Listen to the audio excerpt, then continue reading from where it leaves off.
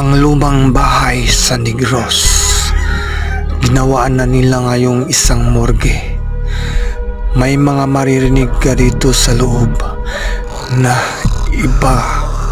kakaibang klaseng boses. Para bang isang baboy ramo.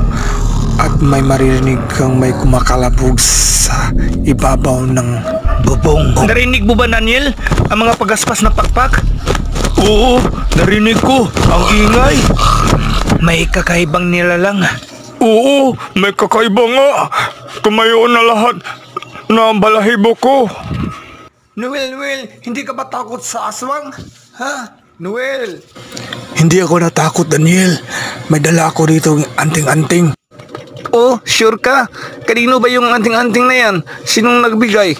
Si Lula Piring, ang matapang na albularya.